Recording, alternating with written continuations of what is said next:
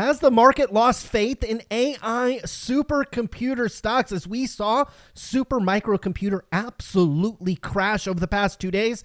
And of course, Nvidia reported their Q2 numbers after the bell, and I am currently seeing shares down by about 7%. On today's show, we'll get into those Q2 numbers. We'll take a look at the revenue. More importantly, that Q3 outlook as well. We'll go through the conference call, something that I listened to, took down some notes, posted them on X. Links are always down in the description below. Would love to see you over there. We'll take a look at the quarterly revenue trend. If you watched our Saturday semiconductor show where we preview Nvidia's earnings, I'll give myself a little pat on the back, but it really wasn't that hard that we projected that the revenue would top $30 billion, which when we get to the revenue estimates was actually the high-end estimate. We'll talk about what this means for Q3 and also as we get into Q4. There was a lot of discussion on the conference call as it relates to Q4, Q1, Q2 of next year as you have that Blackwell product rolling out. We'll discuss all of that. We'll discuss a lot of the financials as well, as this is absolutely something that is taking my breath away from a financial perspective. Almost like a supermodel walking down the runway. These financials are about as beautiful as it gets. What is this company going to do with all of its operating cash flow? We're producing massive amounts of cash flow that don't seem like they're going to be slowing down anytime soon. We have virtually nothing to spend this money on, unlike other semiconductor stocks like Intel, which are going down the wrong path of building their own fabricating facilities. This company is not making that stupid decision. So what are they going to spend all of that money on? Well, I'll give you a little hint. It's very similar to what Apple, Google, and Microsoft spend a lot of their excess cash flow. Even after all that, we've got a boatload of cash over at Nvidia. We'll discuss that. We'll take a look at some of the different geographic regions, something that we don't normally talk about, but we'll also talk about customer ABC. I would assume this is Meta, Microsoft, and Amazon in some type of order. We'll talk about some of the changes that we've seen here. And look, you've always got to look at price. It's amazing to me how many investors don't look at price. It helps judge and tell a lot of the story. With Nvidia, we've been making lower highs. We've just confirmed another one. We'll talk about what this means from a technical segment. What is going on, investors? Hopefully you guys doing well out there. Well, folks, there were some signs. There were some signs that potentially Nvidia had reached a peak, at least in its shorter term evaluation. When the CEO is signing women's bosoms at conferences, it could mean that the stock is not going to perform maybe as well as in the past. But we've got to get in our helicopter and look at this one from however high. I've never been in a helicopter, and after some of the things that I've seen with maybe some of my favorite athletes, I won't get in one. But year to date, up 153%. Over the past year, you're up 160%. We won't look at 5 and 10 years because it's really just ridiculous. But look, over the past 6 months, you're still up big. Over the past month, even after in the after hours drop of 7-8%, you're basically flat. So the question with Nvidia going forward, which we'll address on today's show, is there outperformance coming? An outperformance not necessarily related to the S&P 500. I wouldn't necessarily compare this company to the S&P 500, but broadly QQQ, maybe broadly some of the other Mag 7 stocks as they go together kind of as a group. Is this going to outperform Amazon or Microsoft or maybe some of the other software stocks going forward like it's had over the past year, 5 years, 10 years? Or is this company going to lag behind some of its peers or lag behind some of the competition, as your dollar into Nvidia is the exact same dollar that would go into another investment? We'll have to talk about that. Now, we've got to talk about these Q2 earnings. Revenue came in at $30 billion. It was up 122% year over year, and it beat the expectations of Wall Street, but not the expectations of most people. And this is why I think the stock is reacting negatively in the after hours, because like I said, I posted a video on Saturday or Sunday previewing Nvidia's earnings, and I'm not making up this stuff. I'm not really coming out with my quote-unquote predictions out of thin air. They come on the backs of solid research that most people in Wall Street have access to, and I thought that this company would reach the high-end estimate close to $30 billion. The estimate was far too low, at $28.75 billion. The reason why that estimate was far too low is last quarter they put up $26 billion, and quarter over quarter, we've been adding $4 billion almost religiously to this company's total revenue. Now, most of that revenue growth obviously coming in data center, which is all these AI data center GPUs. You look, quarter over quarter, it's coming in at $4 billion. And the reason why that has been so consistent is the scaling from Taiwan semiconductor manufacturing is somewhat linear, and also the demand from Microsoft and Amazon and Google and Meta and all the other startups out there that demand these chips, that is also linear as well, meaning that the demand continues to be constant. And so we expected kind of a constant growth in terms of quarter over quarter revenue, $30 billion in the most recent quarter. Now, what we also got from Nvidia was Q3 guidance. They're expecting revenue at $32.5 billion. Before they announced that, the expectation was closer to $31.8 billion. The high end, I think in this case, is probably a little too high at 37.9. My guess is that will be tamped down. So there could be some of that reaction in the stock price, as well as many people maybe thought that Q3 would be even better than it was. But my guess is Nvidia is going to come to a number closer to 33, maybe even $34 billion. As again, I expect this $4 billion that is constantly being averaged or added to the data center line to continue into Q3 and likely into Q4 as well. Now, what we got from Nvidia on the conference call was a fair amount of discussion on Blackwell. As most of you are aware, Blackwell is the next design after the Hopper design, which has obviously driven the vast majority of this revenue growth that this company has experienced over the past year. And we'll talk extensively about Blackwell that Nvidia did on the conference call. The first thing that they said is Blackwell should start shipping in Q4. So we've got another quarter to go, but by the end of this year, you should see some shipments there. And Jensen said in billions of dollars, which again, in a company that's doing $30 billion in a quarter, it actually is relatively significant. So that Q4, once we get out to that, the estimates are close to $35 billion in revenue. My guess is that'll be more or less a layup for Nvidia, and that will get priced into the stock as we approach that Q4. Now, some of the other thing that they said on the conference call, and it's really Jensen Huang doing the vast majority of the talking on the conference call, he said the computing requirements could be doubling every year. There's no hard data necessarily around this, and he's basically talking about the requirements of all the computing power when we're streaming Netflix and we're on Google and we're doing cloud documents and all that stuff. It's basically doubling every year, and this supports the argument that hyperscalers that are basically supplying the vast majority of this computing requirements are going to have to keep buying GPUs. And that's because currently most data centers obviously operate off a CPU, which has been great business for Intel. It's been great business for AMD and many others. Well, obviously the GPU market is getting unlocked, and the vast majority of data centers in the future will be using GPUs. And obviously what we've seen over the past year or so as it relates to AI is the fact that large language models are using and consuming a lot of this new GPU data center power. And he's saying, this is Jensen Huang saying, that the next generation of large language models could require 20, 30, or 40 times more compute power than the current generation. He certainly hopes that's the case.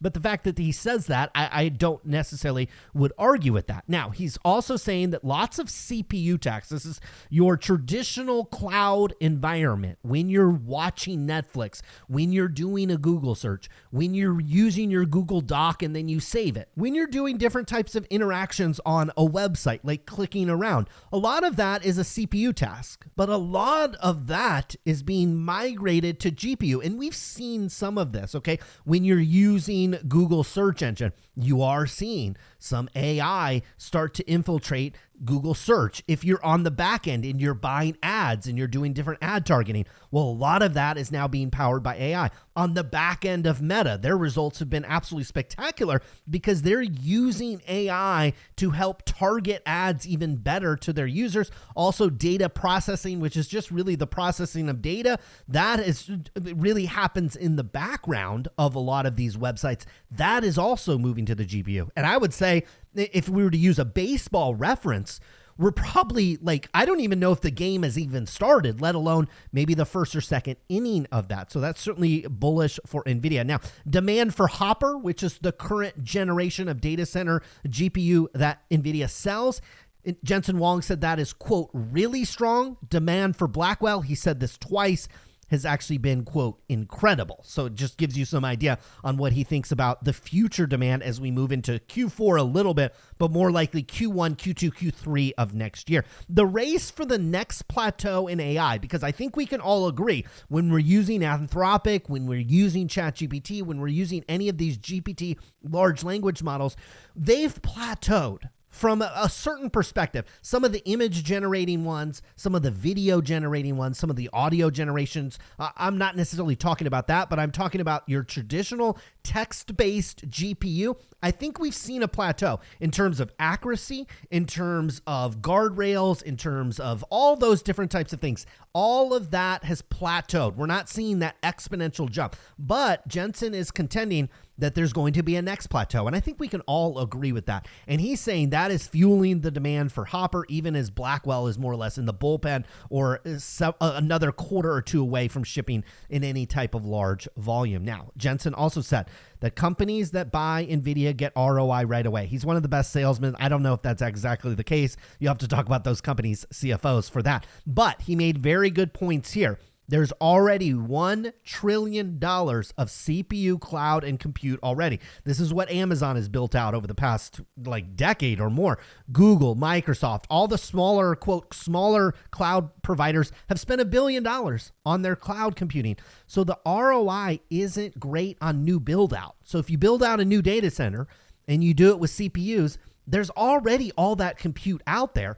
And so the ROI actually isn't there. It's where the GPU is way higher because there's far less capacity and there's huge amount of demand. Anybody that has any type of GPU and AI data center capacity is basically selling it out at whatever price they ask for. Whereas traditional CPU data center demand, it's still constantly going up, but there's so much excess supply that you have no problem finding it. Now, Blackwell will have multiple configuration as it relates to cooling. Some of you might know this, but the power demands and the heat demands of the new Blackwell design are different from the Hopper, but it doesn't mean that it has to be liquid cooled.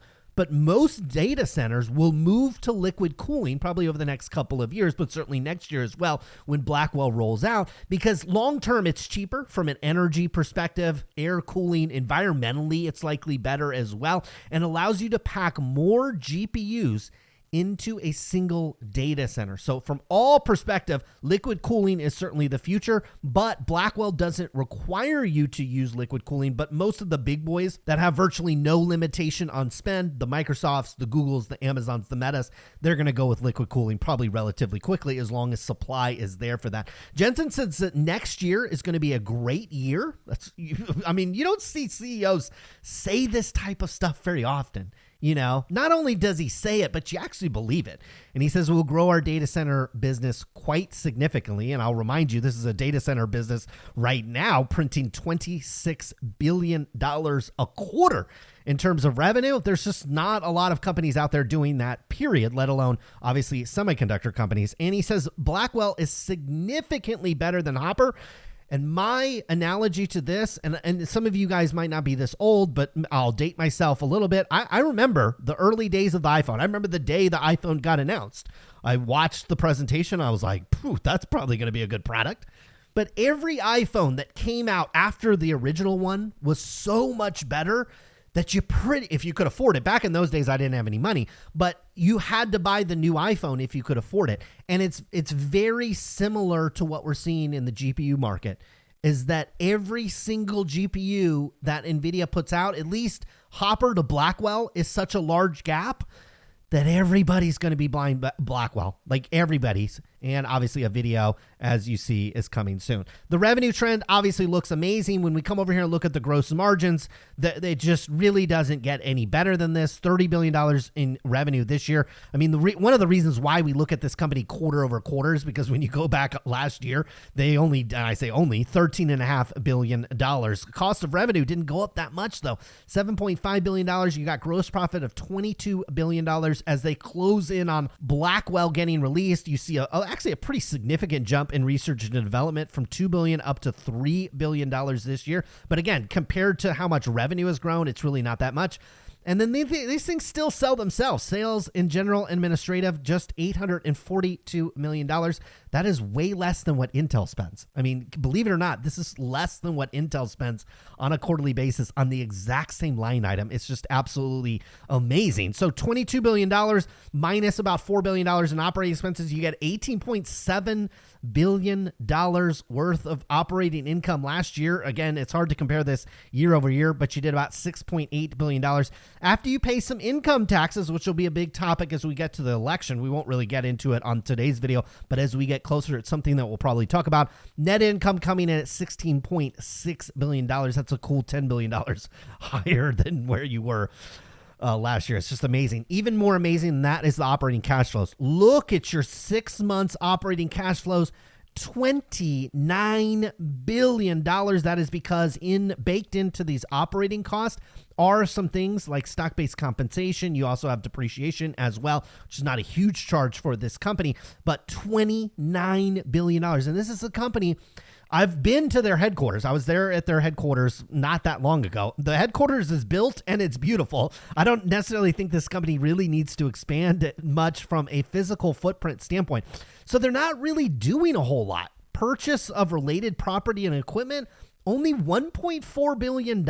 And again, for 6 months, you generate 29, nearly 30 billion of operating cash flow. You only have to spend $1.4 billion on property, plant, and equipment. And now that we talk sometimes on the Fang Stock Recap Show, which will again be on Friday, how this company makes an investment in this company or the other company, that totaled over the last 6 months only about $800 million.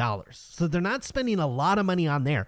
So what is this company going to do with a huge amount of operating cash flow? Other than you see this big line item, purchase of marketable securities. This is buying treasuries and earning interest on that cash that they're generating. So it shows up here almost like it's an expense, but it's really not. It's just shifting this operating cash flow into an account, which we'll show you here on the balance sheet, just to earn some interest, which these days is obviously more than zero. So you've got we're talking a massive amount of operating cash flow. We're talking well over $20 billion over the past 6 months. So what are you going to do? You're going to rebuy the stock. That's what these companies do. Nearly $15 billion worth. They paid down some debt, which is more or less negligible. There's probably banks lining up down the street to lend this company money if they wanted to.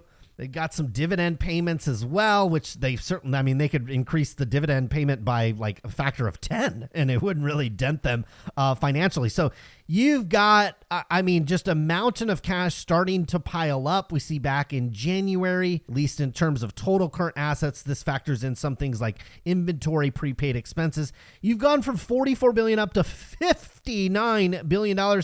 Yeah, we have some long-term debt at about $8.5 billion, but my guess is the interest rate on that is actually less than the interest rate that they're earning on this cash. So it's basically, we'll put this in air quotes, free debt at this point. This company is this time next year, going to have a mountain of cash and they're going to buy back a mountain of the stock. My guess to the tune of $20 to $30 billion. Now, different type of geographic regions. Obviously, there's been a lot of pressure on the country of China, which is restricted to buy only certain aspects or certain parts of the company's GPUs. The company did make an emphasis on their conference call that just because the United States says $13 billion, that doesn't mean some of these GPUs getting shipped into these other countries don't make it into the United States. What you have are service providers. Companies like Super Microcomputer might be based in Taiwan. Well, they'll order the Nvidia GPU, configure it in Taiwan, and then ship it to the United States. So just something to keep in mind when you look at these geographic regions. Some interesting notes about the large concentration of the customer. They have to put, I think from a disclosure standpoint, anytime a customer gets over 10%. The only thing that's interesting, I think, here is you had 2 customers that were less than a 10% customer that moved into an 11% customer. My guess is that one was probably Amazon, who was not getting a large allocation of NVIDIA GPUs before, that maybe they're getting a large allocation. Maybe some of you guys that know kind of the customer segment maybe a little bit better than I do could leave comments down below. My guess is maybe the other one, maybe Elon Musk and Tesla. I know that they built out a huge data center, and potentially that could be a mix here. One slipped out of the top 10. My guess is that could be one of the hyperscaler customers that are on the competition side of the top 3. Now, from a technical segment, NVIDIA is not doing anything overly alarming. We've talked about it numerous times here on the channel. In fact, I'm probably one of the few people that have consistently beat this drum into your head. In fact, these charts rarely change, and my videos stay up, and you can go back and look. When you're at the top of the channel, there's a reason why we put a red line up here. A red line usually means stop. A red line also could potentially mean sell. When stock, I don't care if it's Nvidia, I don't care if it's Nike, I don't care if it's Bank of America, I don't care what stock it is. When you get to the tops of these long-term channels, I mean, this is like more than a 10-year channel that we're in.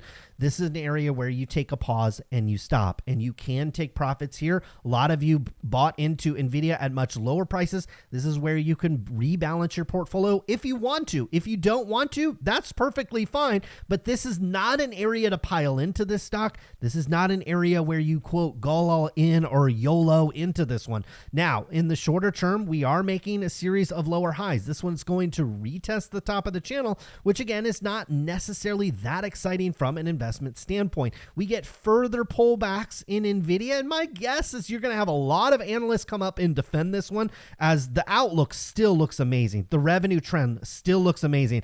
I don't believe the word that comes out of a lot of CEOs' mouths. In fact, I'm known here on the channel for asking probably for more CEOs to get fired than anybody on YouTube. How many thumbnails have I put up with an arrow to a richly paid CEO and I say fire them? I mean, Boeing, Intel, Google, Meta. I mean, there's been so many that I've really gone hard at. Jensen Huang, I believe this guy. I believe that Blackwell is going to be significantly better than Hopper. I believe that all of their customers, which are flush with tens of billions of dollars, these are not low-income United States citizens that just lost their jobs. We're talking about Google, Microsoft, and Meta. They have tens of billions of dollars, and they're going to have lots and lots of money to spend on these things next year. Yeah, they're going to buy a crap ton of Blackwell. And while I think the data center trend, which we've seen really over the past year, so 5 quarters in a row, we've seen $4 billion added to the data center. We'll probably see a little bit normalization of that. Instead of adding 4 billion, maybe it's 3.5, maybe it's 3, maybe it's 2. But I think you do see an acceleration, a re-acceleration into next year. So as Nvidia pulls back, these are buying opportunities. You get back to $100. That was the line in the sand previously. Now, you don't love it at that level. You're still way overextended on this one, but that's your first area. You get deeper pullbacks for whatever reason, broader market sell-offs. The election could bring in a lot of volatility because, as we talked about, corporate tax rate. This company paid $2.6 billion of income tax in a quarter. And if that goes up significantly and the president that wins has the ability with the power of the Senate and Congress to basically raise that rate, well, that would really negatively impact these profitable companies. And so you could have some further pullbacks in these wildly profitable companies that would have to realize and pay that tax. Further pullbacks in Nvidia, if we get there, we'll talk about it at length. But the very first level I'm looking at with Nvidia is probably as we approach $100. And again, in the after hours, we're at about 115. So by next week, maybe even next month, you should have some opportunities as you approach those levels. I think this company's got a bright future. I think if you already hold shares of Nvidia, which is probably a lot of you, I didn't see anything on this conference call that made me completely alarmed and wanted to sell. Now, don't blame anybody for setting some stop losses. Certainly here at 90, certainly here at 75. You wouldn't want to see this stock get below that. You get below that, you are coming down way further. Also $100 or 97, 98 could serve as a stop loss as well, just in case you want to preserve some of these gains. And just because you put a stop loss on doesn't mean it has to be for your whole position. position, you could piece off or carve off a small position so you can sleep a little bit better at night. But this company on the conference call and these results and these numbers, the gross margins, the outlook, the product pipeline, nothing has me concerned about this company going forward. Their customers are flush with cash. We talked about some of these customers here, which we don't get named, but we do know who they are. They are flush with cash. There is no reason to believe that this company, while it won't have, I don't think it will have the same performance, 100% type performance.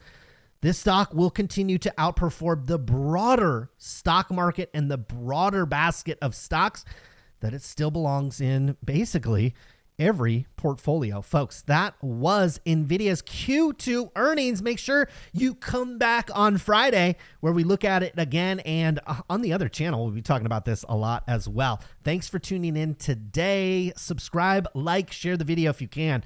Good luck with your investments.